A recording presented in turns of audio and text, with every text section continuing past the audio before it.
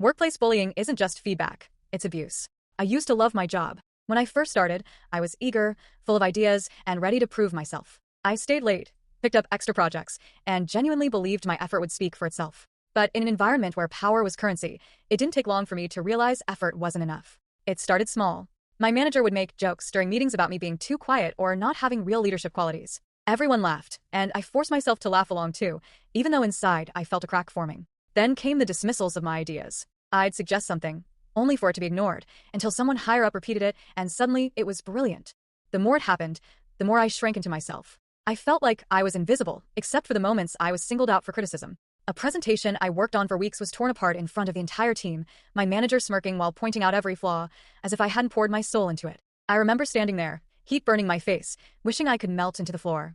The hardest part wasn't even the humiliation, it was the gaslighting. When I finally worked up the courage to say something, I was told I was too sensitive or misinterpreting feedback.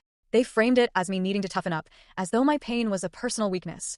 I started dreading going to work. Nights became restless, my chest would tighten every morning, and the confident person I once was began to feel like a stranger. I questioned my worth, my abilities, even my future. It's strange how toxic environments can poison the very way you see yourself. It wasn't until a coworker pulled me aside and quietly said, "It's not you. They do this to everyone they think they can control," that I realized the truth. That small act of kindness cracked something open in me. For the first time, I saw that maybe I wasn't broken, maybe the environment was. Leaving wasn't easy. It felt like admitting defeat. But in reality, walking away was the bravest thing I ever did. Healing has taken time, but I'm learning to rebuild my self-worth, piece by piece. And I've promised myself something. No job, no title, no paycheck will ever be worth losing myself again.